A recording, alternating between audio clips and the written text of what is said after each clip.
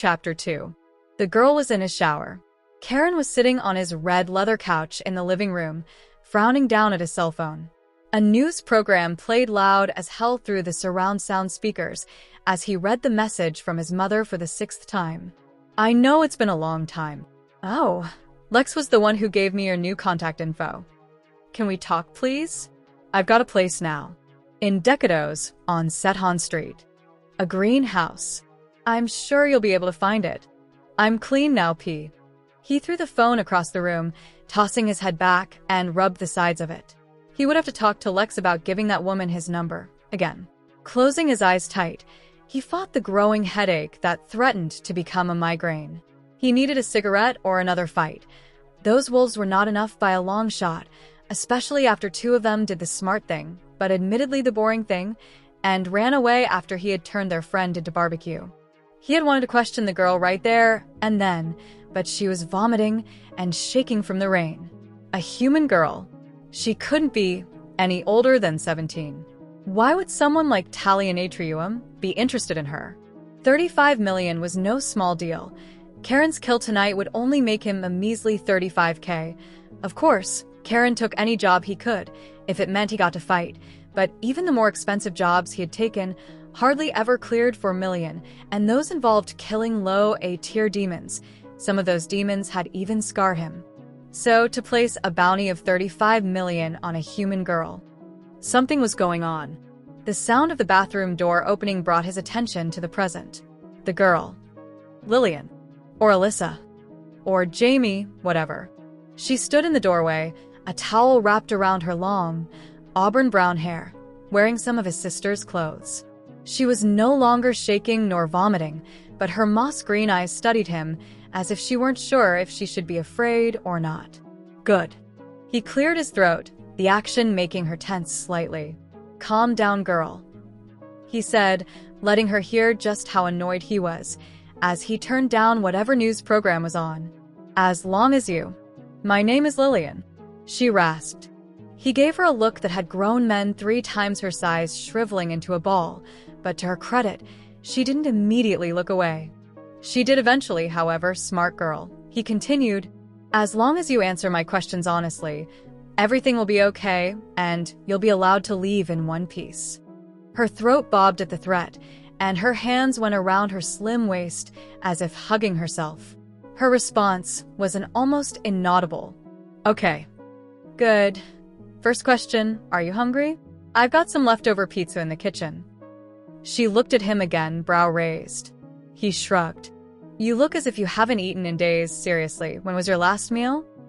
She stared at him as if she were considering not answering, but sighed. I don't know, I snacked on a piece of bread a few days ago, I think. He stood and pointed to the couch. Sit. Her eyes flared with defiance, but he gave her a look that gave no room for argument. She huffed a breath, stalked over to the couch, and plopped down onto it.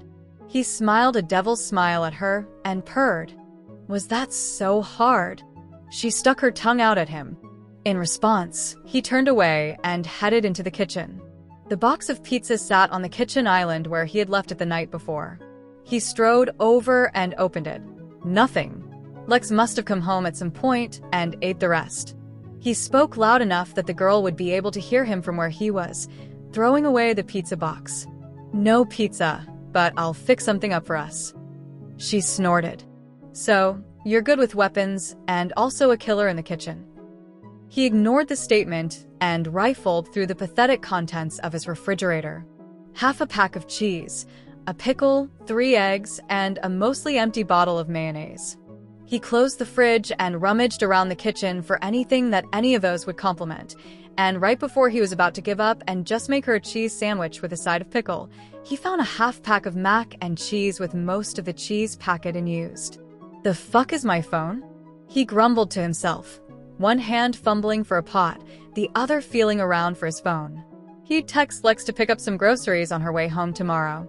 He pushed down the thoughts trying to gnaw at him. Lex was the smart one. She wouldn't be dumb enough to roam the streets at this time of night. No, he trusted her not to do something so stupid, but her best friend Elizabeth was a wild, impulsive, gutter girl who, for some reason, Lex liked to hang out with.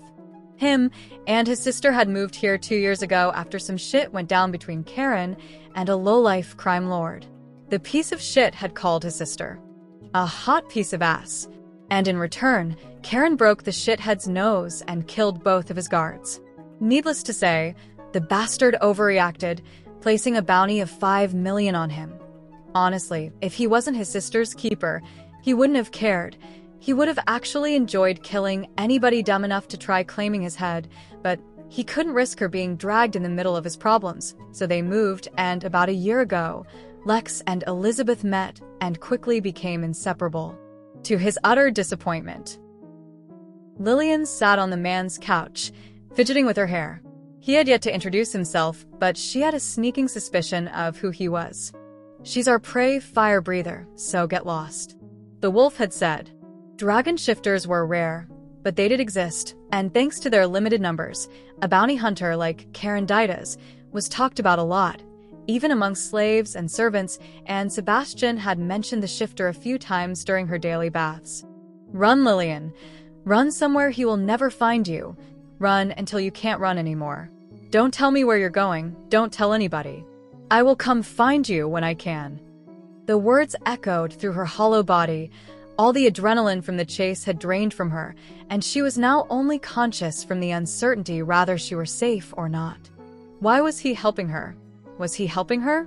Did he kill the wolves just to turn her in himself?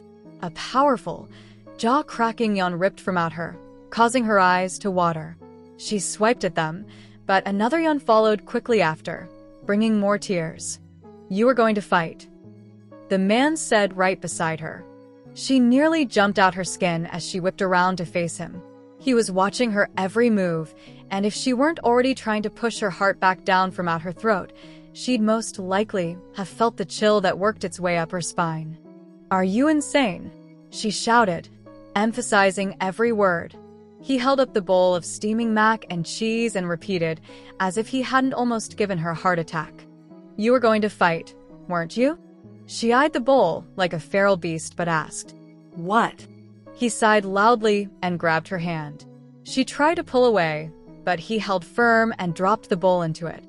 "This would be much easier if you'd just trust me already," he said, letting go of her. "Eat. Maybe a full stomach will make you a little more agreeable." She decided against giving a retort and sniffed the bowl, sniffing for any signs of it being tampered with. It smelled like black pepper, cheese, and deliciousness. Her mouth watered. She picked up the spoon and took a bite. Then two, and soon she was an unstoppable force, devouring it all, and had to force herself to not lick the bowl when she finished. She picked her head up and looked at the man. He was grinning like he had caught her doing something wrong. "Better?" he asked. She scowled at him. He loosed an annoyed breath. "My name is Kaeron Deitas, but you'll call me sir, got that?" And just like that, she loathed him. "Yes, sir, I do understand, sir," she mocked. He clicked his tongue in annoyance. "You were going to fight the wolves, weren't you?" She decided to feign ignorance just to piss him off. "What are you talking about?" he hissed, his composure now gone. "You will answer me truthfully, or I won't continue being so nice." She honestly considered toying with him some more, but decided against calling his bluff. "Yes, I was going to fight back," she added with more emphasis than needed. "Sir." He seemed to think on the answer, and asked, "Why does Talion Atrium want you?" Straight to the point. She supposed she should have expected as much.